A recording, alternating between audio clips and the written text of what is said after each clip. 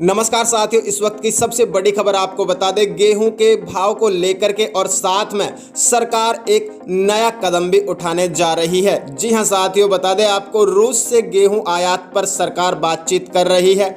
Buffer stock से चना खुले बाजार में उतारने की पूरी तैयारी कर रहे हैं। जी हां साथियों, बता दें आपको किसान भाइयों के लिए बहुत बड़ी खबर है ये। चुनावी वर्ष में खाद्यान्न की महंगाई पर काबू पाने के लिए वर्षों बाद सरकार चौंकाने वाले कदम उठा रही है। बता दें आपको बढ़ती वैश्विक कीमतों के बावजूद रियायती दर पर गेहूं आयात करने के लिए रूस के साथ में बातचीत शुरू हो चुकी है। भारत ने वर्षों से राजनयिक सौदों के माध्यम से गेहूं का आयात नहीं किया है। पिछली बार भारत ने 2017 में बड़ी मात्रा में गेहूं का आयात किया था, जब निजी व्यापारियों ने 5.3 मिलियन मीट्रिक टन का आयात किया था। रूसी गेहूं आयात करने की सरकार की योजना ईंधन, अनाज और दाल जैसी प्रमुख वस्तुओं की कीमतों को कम करने के लिए आपूर्ति पक्ष के उपायों में से एक है। छावनी मंडी में गेहूं का रेट 2525 रुपये से 2550 रुपये और पूर्णा 2650 रुपये से 2700 रुपये, लोकवन में 2850 रुपये से 2900 रुपये, मालव राज 2550 रुपये से 2575 रुपये और मक्का 2050 रुपये से 2075 रुपये क्विंटल के भाव रहे हैं। बता दें आपको आटा के भाव, आटा 1430 रुपये से लेकर 1450 रुपये क्विंटल और मैदा 1470 रुपये से 1490 रुपये, रवा 1540 रुपये से 1560 और बेसन 3200 रुपये से 3300 रुपये प्रति 50 किलो तक बिक रहा है। इसी बीच 10 लाख टन चना बफर से खुले बाजार में बेचने का लक्ष्य भी सरकार ने रखा है। चने में मिलर्स की भरपूर डिमांड होने से भाव में एक तरफा तेजी की स्थिति बनी हुई है। शुक्रवार को इंदौर में चना कांटा बढ़कर 6100 से 6125 रुपये प्रति क्विंटल पर पहुंच गया है।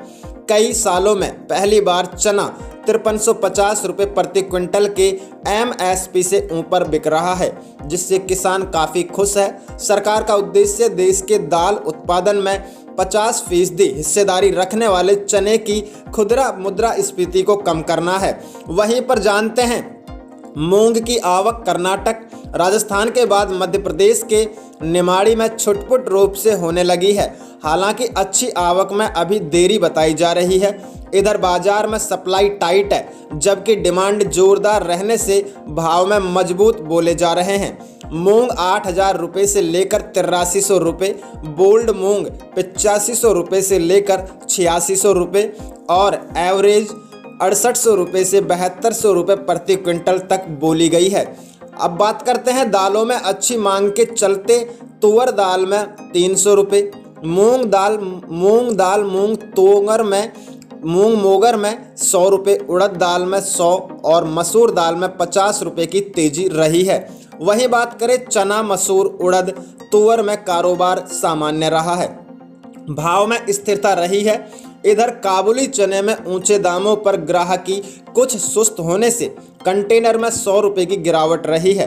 कंटेनर में डॉलर चना 40 से बढ़कर 42 हुआ है, 16,600 रुपये। जी हाँ साथियों, बहुत ही बड़ी अपडेट है ये। आपको बता दें दालों के दाम, दलहन के दाम में बहुत तेजी और कई जगह में गिरावट भी देखने को मिली है। वहीं पर बात करते हैं इंदौर में चावल का भाव। दयाल दास अजीत कुमार छावनी के अनुसार बासमती 11,500 रुपये से लेकर 12,500 रुपये तक, तिबार 9500 रुपये से लेकर 10,000 रुपये तक, बासमती दुबार पूर्णिया 8500 रुपये से 9,000 रुपये और मिनी दुबार 7500 रुपये से 8,000 रुपये, मोगरा 4200 रुपये से 6500 रुपये, बासमती सेला 7,000 रुपये से 9500 रुपये, काली मूछ डिनर किंग 8500 रुपये, राजभोग 7500 रुपये, दुबरा 4500 से 5,000 रुपये। और भी आपको बताना चाहेंगे फल और सब्जियों में भी रेटों में उतार चढ़ाव हो रहा है। बता दें आपको बिहार में खुदरा महंगाई की दर 7.75% रही है, जो कि जुलाई में राष्ट्रीय औसत से अधिक गई है। ये इस वित्तीय वर्ष का सर्वाधिक सबसे ज़्यादा महंगाई दर है। महंगाई बढ़ने की सबसे बड़ी वजह है खाद्यान्न के साथ सब्जी, फल और मसाले आदि के मूल्यों में, आदि के रेटों में अप्रत्याशित वृद्धि हुई है। इसकी वजह से आम लोगों के लिए भोजन, कपड़े और आवास से जुड़ी लगभग हर चीज पर खर्च बढ़ा है। वैसे भी उपभोक्ता प्रदेश होने के कारण बिहार को आय से लेकर खर्च तक हर मोर्चे पर परेशानी झेलनी पड़ती है।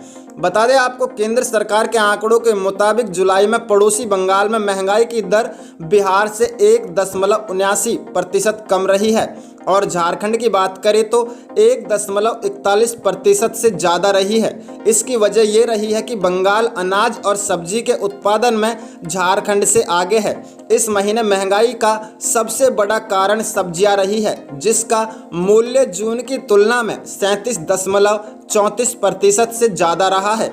वहीं मसालों की एक महीने में 21.63% महंगे हो गए हैं। दाल और खाद्यान्न के भाव 13.27 और 13.4% बढ़ गए हैं। जी हाँ साथियों, और बता दें आपको, भारतीय खाद्य निगम के द्वारा खुली बिक्री योजना के माध्यम से निर्धारित कीमतों पर उपलब्ध स्टॉक से गेहूं और चावल की बिक्री की जा रही है, ताकि बाजार में गेहूं और चावल की कमी ना हो सके और कीमतों में पर नियंत्रण रखा जा सके। भारत सरकार ने भारतीय खाद्य निगम के माध्यम से गेहूं और चावल की बढ़ती कीमतों को कम करने के लिए सेंट्रल पूल के स्टॉक से ई नीलामी के माध्यम से पूरे देश भर में गेहूं और चावल की तयशुदा मात्रा को खुले बाजार में बिक्री करने का फैसला किया है। बता दें आपको, इसके 9वें ई नीलामी में बिहार राज्य के विभिन्न एफसीआई गोदामों के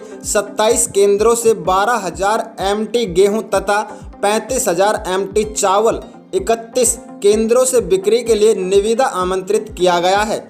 सभी संबंधितों से अनुरोध किया है कि वे पात्रता के अनुसार इस नीलामी में भाग ले। इसका न्यूनतम मूल्य ₹2125 से है। जी हाँ साथियों, और आपको बता दें, फल और सब्जियों के भाव में भी तेजी गिरावट देखने को मिली है। बता दें आपको, केंद्र शासित प्रदेशों में 40 रुपये प्रति किलो की दर पर टमाटर उपलब्ध कराएगी अब सरकार। जी हाँ साथियों, सरकार रविवार से विभिन्न राज्यों और केंद्र शासित प्रदेशों में 40 रुपये प्रति किलो की दर पर टमाटर बेचेगी। उपभोक्ता मामलों के विभाग ने national agricultural cooperative marketing federation of India और national cooperative consumers federation of India limited को ये निर्देश दिया है। दिल्ली एनसीआर में टमाटर की खुदरा बिक्री इस साल 14 जुलाई से शुरू हुई थी। दोनों एजेंसियों ने अब तक 15 लाख किलो से अधिक टमाटर की खरीद की है, जिसे देश के प्रमुख केंद्रों में बेचा जा रहा है। इनमें दिल्ली एनसीआर, राजस्थान, उत्तर प्रदेश और बिहार शामिल है। नेफेड द्वारा खरीदे गए टमाटरों की खुदरा कीमत शुरू में 90 रुपये प्रति किलो थी। दोनों सहकारी संघों ने आंध्र प्रदेश, कर्नाटक और महाराष्ट्र की मंडियों से टमाटर की खरीद शुरू की थी। जी हाँ साथियों, और बता दें आपको, आज में जो टमाटर का रेट चल रहा है, पिछले कई महीनों से टमाटर के दाम आसमान छू रहे थे और कीमतें 200 रुपये प्रति किलोग्राम से भी ज़्यादा हो गई थी, लेकिन सरकार के पहल के बाद इसके रेट में कमी आई है और ये अब 40 रुपये प्रति किलोग्राम के दर से बिकने जा रहा है।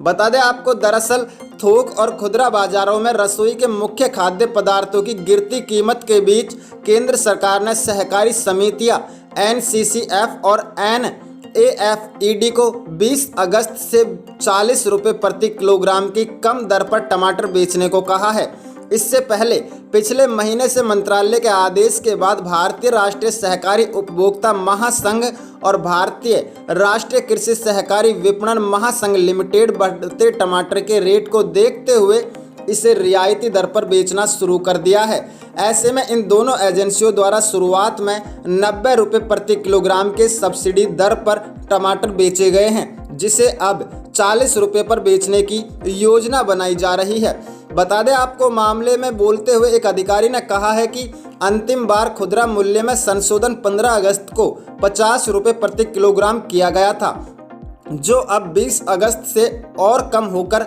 40 रुपये प्रति किलोग्राम हो गया है।